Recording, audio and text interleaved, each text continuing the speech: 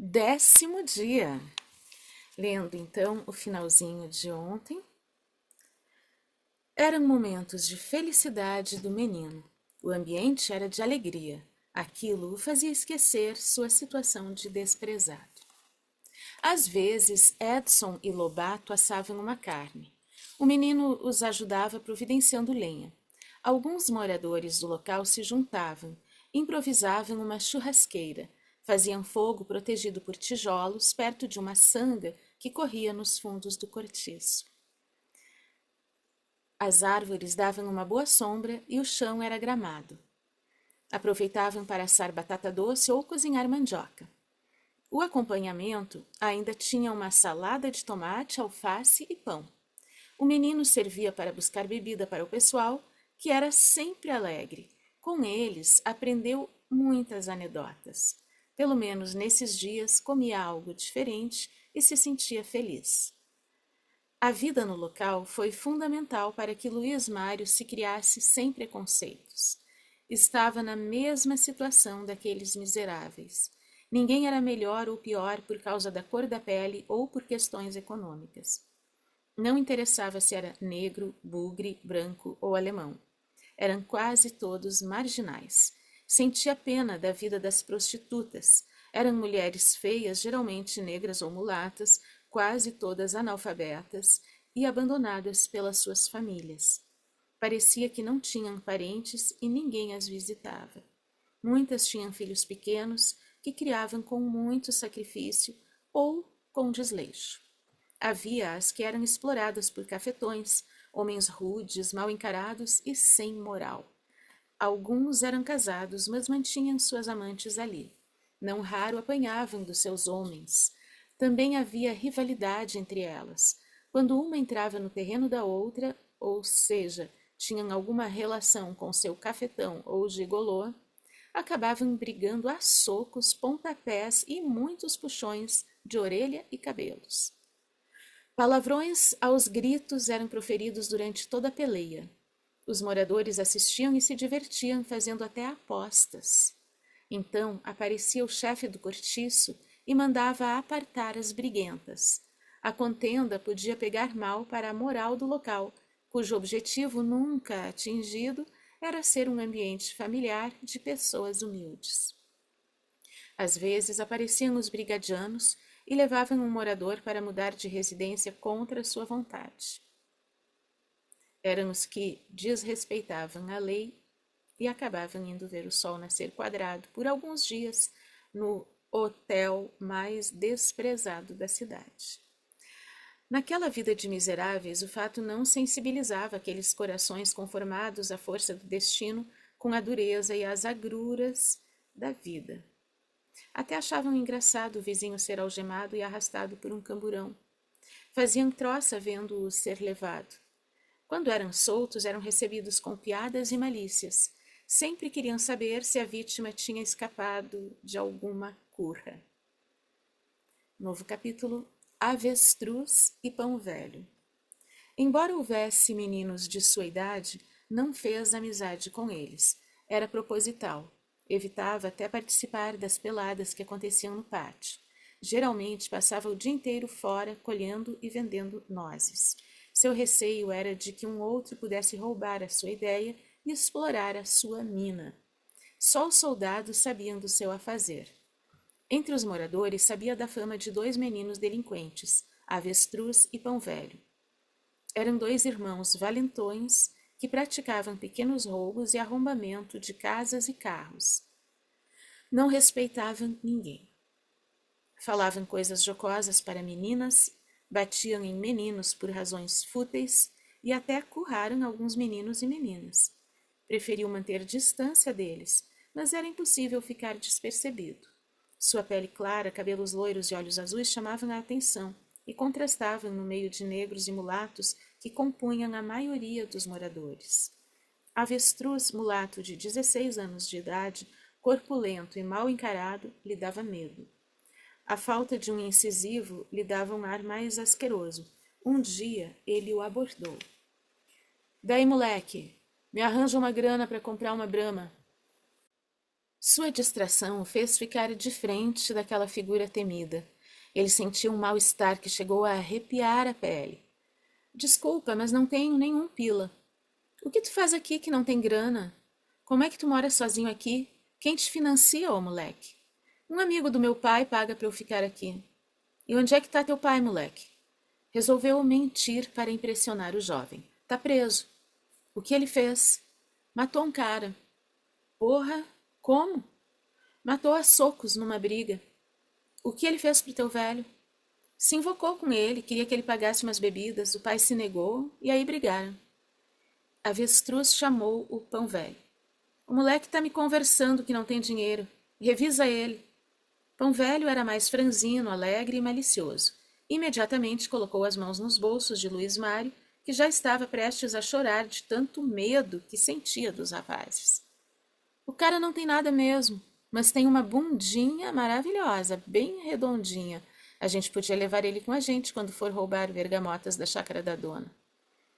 Luís Mário não entendeu o nome da mulher, tal o pavor que estava sentindo. Boa ideia!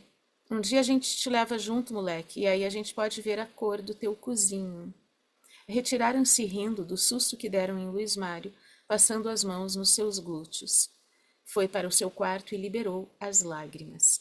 Para ele, fora um clima de horror. Sentia-se fraco para poder se defender. Sozinho no mundo, como fazer para enfrentar situações semelhantes? Cogitou de voltar para casa para evitar que o violentassem. Pediria desculpas ao pai e à mãe. Diria que reconhecia que errara, mesmo que não tivesse feito nada de errado. Estava num mundo em que não tinha defesa, mas lembrar que em casa sofreria as violências do pai o fez reconsiderar. Se voltasse, o pai descarregaria a raiva que deveria ter sentido nos dias de ausência, nos dias de aflição que a família deveria ter passado. Certamente seria humilhado e obrigado a realizar tarefas indesejáveis naquele momento que deixara de ir ao colégio. Se voltasse para casa, o pai lhe arranjaria o que fazer nas horas ociosas e certamente não seria algo agradável. A solução seria continuar no cortiço e evitar de se cruzar com os dois marginais. Teria que enfrentar esse desafio e rezar para conseguir se safar de situações constrangedoras. Resolveu ficar a maior parte do dia recluso no seu quarto. Quando saía ou voltava, sempre conferia se eles não estavam por perto. Alguns dias depois, ele resolveu passear apenas para sair da monotonia do cortiço. Quando voltava, os dois rapazes o encontraram na rua. Levou um susto, chegou a sentir uma fraqueza nas pernas. Daí, moleque, vem com a gente, vamos colher laranja. Mas eu não posso, fiquei de ilustrar os coturnos dos milicos, disfarçou. Mas Pão Velho o abraçou rindo, obrigando-o a acompanhá-los. Mas hoje tu vai com a gente, vamos nos divertir, piá. De início ele se deixou levar, mas começou a refletir sobre o que eles poderiam fazer com ele. Talvez o violentassem. Não teria como enfrentá-los. Eles eram maiores e mais fortes. Resolveu reagir. Livrou-se do abraço de Pão Velho. Eu não quero ir, vão vocês.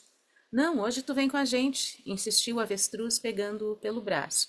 Ele tentou se desvencilhar, mas o rapaz o segurava com força. Então começou a chorar e gritar. Eu não quero ir, me deixe em paz. Tu vai, por bem ou por mal, disse a avestruz, e os gritos do menino chamaram a atenção de uma senhora que estava na frente da sua casa. Mas o que vocês estão fazendo com esse menino? Nada, senhora, ele é só um chorão, disse a avestruz. Eles querem me obrigar a roubar laranjas. Eu não quero. Mas que vergonha! 2 marmanjos se provalecendo de um menino. Larguem ele já que eu vou chamar o meu marido. Virou-se para dentro da casa e gritou. Ariovaldo! Ariovaldo, vem cá correndo! Traz o relho! Apareceu um senhor de uns 40 anos de idade com um relho. O que houve? Esses provalecidos querem obrigar o menino a roubar laranjas com eles. Mas cambada de sem vergonha, já vou dar um jeito em vocês, seus delinquentes. O homem abriu o portão da casa e saiu com o relho no ar. Os 2 marginais fugiram correndo. O homem e a mulher perguntaram se Luís Mário havia sido agredido. Ele disse que não, agradeceu a ajuda e correu para o cortiço. Ao entrar, encontrou Edson e Lobato, que quiseram saber o que havia ocorrido e por que ele estava chorando. Ele contou aos soldados sobre as ameaças que sofrera e a mentira que disse com intenção de impressionar os marginais. Deixa que a gente conversa com eles uma hora dessas, prometeu Lobato. No outro dia, os soldados lhe disseram que tiveram uma conversa com os dois marginais. Deram sopapos nos dois rapazes. Menti também, dizendo que o teu pai me dava dinheiro para te sustentar aqui no Alberi e que ele tinha capangas a seu serviço aqui fora, disse Lobato rindo. Dissemos a eles que se te importunarem de novo, vão se ver com a gente, complementou Edson. Mostrei um revólver que trouxe do quartel, acho que assustamos eles. Qualquer problema, tu corre a nos chamar. Mesmo assim, Luiz Mário evitava encontrar os dois rapazes, principalmente quando estava com dinheiro. Quando os via no pátio, evitava entrar. Disfarçava e voltava mais tarde até ter certeza que não cruzaria com eles. Para evitar que lhe roubassem, fazia rolinhos do papel moeda e escondia nas costuras das calças. Em casa, escondia o que ganhava num saquinho que deixava nos fundos de uma lata, onde coletava lixo. Seus receios terminaram de forma violenta. Era um sábado. Estava coletando lenha para fazer fogo no domingo, quando os amigos fariam um assado.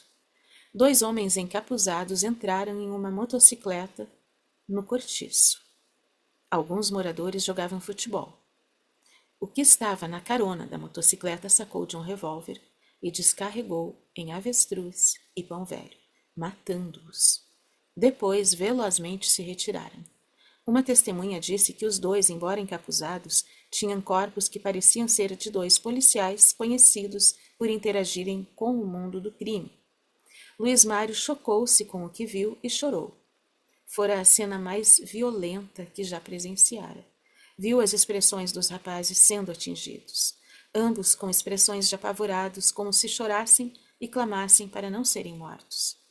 Quando os disparos começaram, todos correram em polvorosa para se abrigar. Aos poucos voltaram para contemplar o crime. Pão Velho ainda se mexia, agonizando e cuspindo sangue. Parecia estar lutando pela vida, mas ninguém ousava tocar-lhe o corpo, até que se apagou. O rosto de Avestruz estava irreconhecível. A tampa da sua cabeça havia sido arrancada com um disparo. Parte de seu crânio e miolos estavam no chão, onde se formava um pequeno lago de sangue. Os corpos dos rapazes estavam ensanguentados. Menos de meia hora, o local estava repleto de brigadianos e repórteres. Ao reconhecer os corpos, um dos policiais disse: "Ah, esses filha das putas não incomodam mais ninguém. Uma medalha para quem fez isso." Contemplando os corpos ensanguentados, o menino sentiu náuseas e vomitou. Teresona viu que Luiz Mário tremia e não conseguia conter as lágrimas. "Vem cá, piá. Vou te fazer um chá com folha de maracujá para te acalmar." Aceitou. Ela passou o braço sobre os seus ombros e o conduziu. Entrou na cozinha e esperou Teresa ir numa árvore buscar as folhas e preparar o chá. Ela procurou conversar para descontrair. "Não fique nervoso. Quem despachou aqueles dois safados fez um bem para todo mundo. Só aprontavam. Parece que nem a mãe deles se importou. Reparou que ela só dizia que barbaridade, nem chorou aquela véia. Parecia que não estava nem aí, que nem parentes eram." "Não reparei", disse o menino. Não sabia quem era ela. Amanhã tem mais.